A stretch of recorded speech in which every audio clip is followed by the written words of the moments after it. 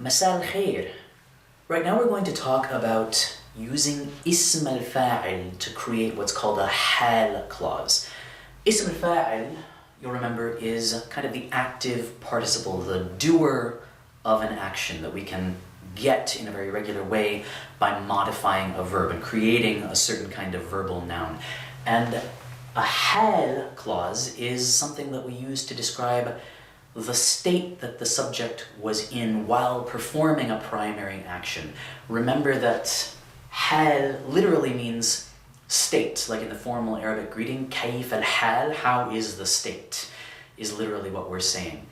Often in English, for a hal clause, we can get away with using a gerund, the ing form of a word, in a case like, the students entered the classroom dragging their feet and rubbing their tired eyes.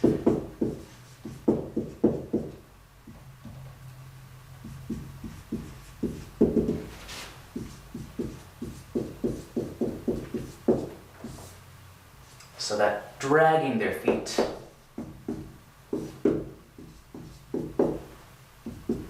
or rubbing their eyes .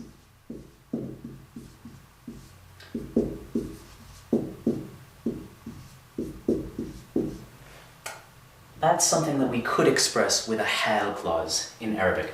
There are actually multiple ways of creating hal clauses, but right now we're just going to focus on using ism fa'il because it requires a little bit more grammatical precision. If you'd like to review how to construct ism fa'il, we do have a separate video on that I would encourage you to go and consult. So if we wanted to say something in a longer sentence in Arabic, we would need to take that ism al-fa'il and put it in the mansoob case ending. Often that will involve an alif and fatha tanween, or sometimes just fatha tanween by itself. We also have a video on the mansoob that you can go and consult if you'd like some review about the different applications of that subject. Let's take a look at an example. If I wanted to say, I left the city heading for my family's house, I could do it like this.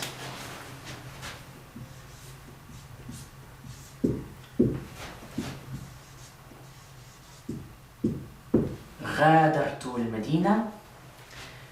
And here we have a verb in Arabic,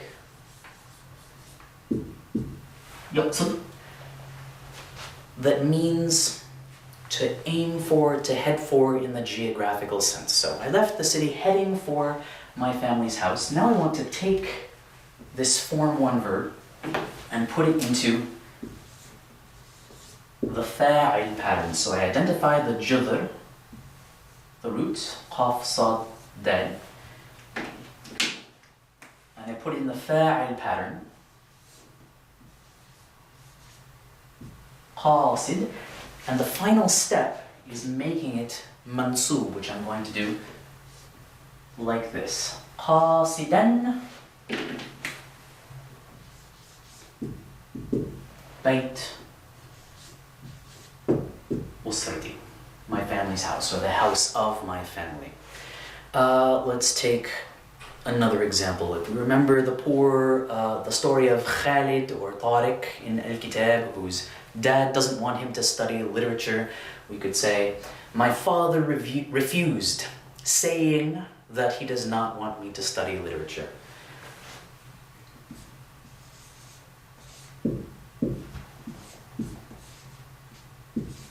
رفض والدي. Now, the form 1 verb يقول is a hollow verb. It has a waw as the middle letter of its judr here, and this is a little bit irregular. With most form 1 hollow verbs, that vowel is actually going to turn into a hamza in the fa'il pattern. So my father refused, رفض والدي, and we're actually going to form the fa'il participle قائل.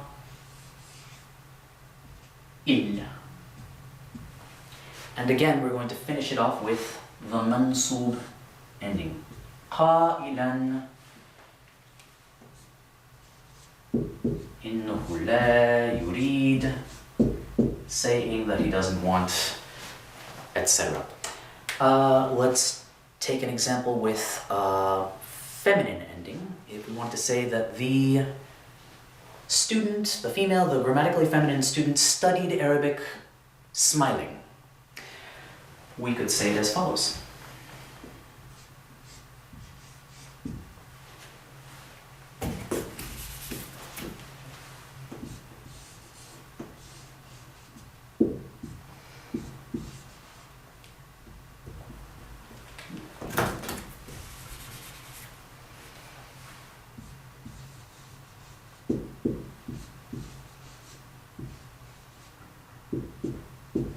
درست الطالبة اللغة العربية while smiling, smilingly, if you will. We could take that Form 8 verb, ابتسم,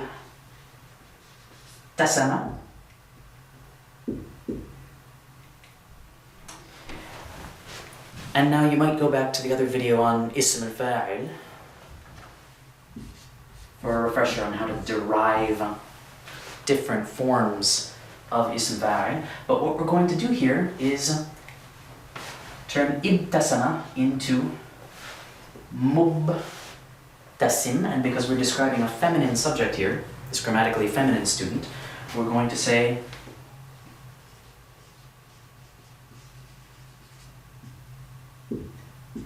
مبتسمة, but we still need to add that mansub, and since we have a tamabuta here, a grammatically feminine marker, we don't have an alif like in these examples, we just say mubtasimatan. If we wanted to make any of these subjects plural or describe the actions of a group of people or things, it's very, very easy since most asma fa'il take regular plural endings.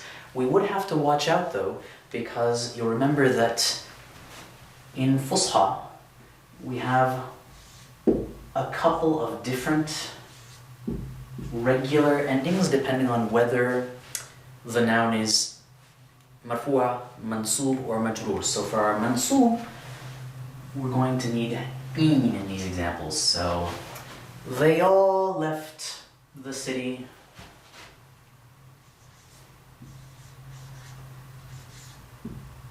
قاصدين, we would say بيت أسرتهم, their family's house, or all the parents and aunts and uncles refused قائلين, or if we were referring to a group of grammatically feminine students, all of them smiling, we could say مبتسمات, with that regular plural ending. In all of these cases, we could probably get away with breaking up these ideas into shorter sentences. We could say, I left the city, I went to my family's house, or my father refused, he said that he doesn't want, etc. But using these hal clauses is a great way to create longer, more sophisticated sentences. It's much more elegant and eloquent than using short, choppy bits of language to express the same ideas. So when you are studying and applying this structure, make that a goal, to think of more elegant and sophisticated ways to glue those ideas together. And that's the hal clause using ism al-fa'il.